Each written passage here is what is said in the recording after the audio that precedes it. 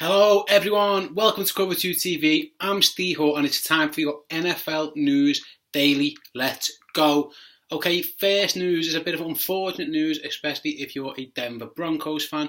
It's the news that pass rusher Shane Ray has been injured and will be out for 6 to 8 weeks. He needs surgery on torn ligaments in his wrist. That means he's probably going to he is going to miss the whole of training camp. Best case, he might be back maybe game 2, game 3 of the season, which is a big blow. Obviously, he's not going to be prepared. He's not going to have the fitness. He'll do a lot of work, obviously, in the gym. It's only a wrist injury, but in terms of on-field practice, he is going to be lacking somewhat.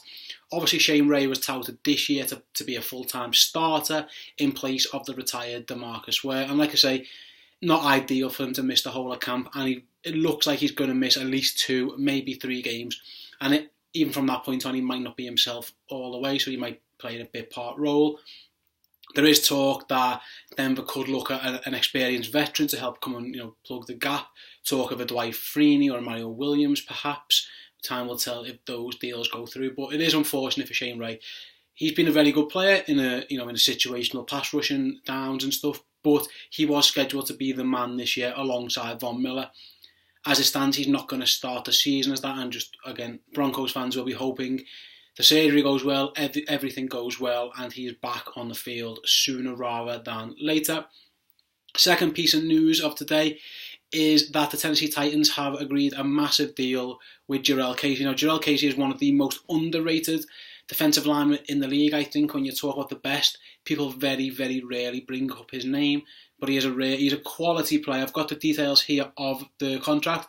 4 years, $60.4 million extension. So well done to Jurrell and his family. He's just been paid big time. $40 million worth of that is guaranteed. So like I say, he's done really, really well for himself and he's much deserved. He's a top player. One that very few people actually talk about in terms of the difference makers that Tennessee have got this year. A lot of focus is rightly on Marcus Mariota, the 2 running backs, the cornerback additions they've made, Logan Ryan, etc. But Jurrell Casey's a stud player and he deserves his money and good luck to him. Another defensive lineman getting paid, Aaron Donald again, who we spoke about on the last show, is probably licking his lips, seeing all these deals going through, thinking, I probably deserve mine soon, and he'll be looking for even more money. And as the bar goes up, he will be delighted to see that. Third news story today, and again, a bit of a strange one and a bit of a weird one really, but apparently, and I'm going to quote this so I don't lose any words, Colin Kaepernick was linked to the Baltimore Ravens. Obviously, Joe Flacco's got an injury and there's been reports that Ryan Mallett has been struggling in the practices and in camp, which again isn't a surprise because he's Ryan Mallett. But apparently, according to Mike Silver, the Ravens fan base or the Ravens have contacted ownership and contacted the front office. Obviously, not everyone, but there's a number of fans, let's say, who've said that they will be displeased if the Ravens do go after Colin Kaepernick, not because of his on-the-field issues, but the things he's done off the field. Obviously, he was a very divisive figure over in America in terms of kneeling for the anthem and his protest for social justice, etc. I'm not going to touch that right now because it's again a whole different conversation. I find it slightly odd, if I'm completely honest, that people would be happy with Ryan Mallett or maybe another option who's out there. If Joe Flacco's back injury is serious, which again, at time recording, it's not thought to be, but who knows? Back injuries are scary, I think, especially with quarterbacks, especially he's one hit away from being done and for that for a season or for a year. I remember Tony Romo had back issues for a while. They're not nice things to have. As a Ravens fan, if I was a Ravens fan, I would much prefer to see Colin Kaepernick under centre for 10 to 15, 16 games than I would for Ryan Mallett. But that's just my personal point of view, obviously. Politics and all that kind of stuff does come into this situation, as we all know. And it looks like, the Ravens front office received a few messages. There's no talk of how many. It could have been dozens, it could have been hundreds. We don't really know. Saying that they will be displeased if Kaepernick lines up in a Ravens uniform. Personally, I thought Ravens fans might quite like Colin Kaepernick after the goal line interceptions and incompletions he threw in the Super Bowl and stuff, but apparently there are a few who would be dead against that signing. So hopefully Joe Flacco's fit, and if he's not, to those fans, good luck with Ryan Mallett or whoever else you get in. Yeah, that's your choice. All the best to you. And finally, it wouldn't be an off-season without Ben Roethlisberger talking about retirement. He spoke about it at the end of the season. He's been speaking about it for a while now, hasn't he?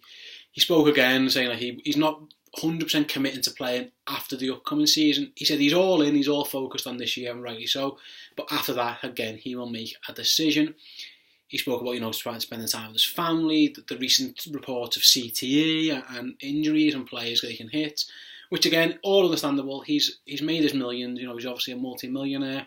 He's got the Super Bowl rings. He doesn't really have to prove anything to anyone, does Ben Roethlisberger? But at what stage do people, do you believe him? Do people, again, Steelers fans, sorry, you've been hearing this talk for a while now. Some people will just think Ben almost likes the attention or whatever. I'm not too sure about that, but again, I would be slightly worried if I was a Steelers fan, and I think he couldn't blame the front office if they start, looking for replacements or looking for some. There was talk that they might have took a quarterback, in the first round of the draft, but a lot of teams jumped way up to the top and took I think it was 3 in the top 12, so that was off the table by the time the Steelers got their pick. But I wouldn't be 100% shocked if, plans were being made to replace, and I'm just looking in terms of the news.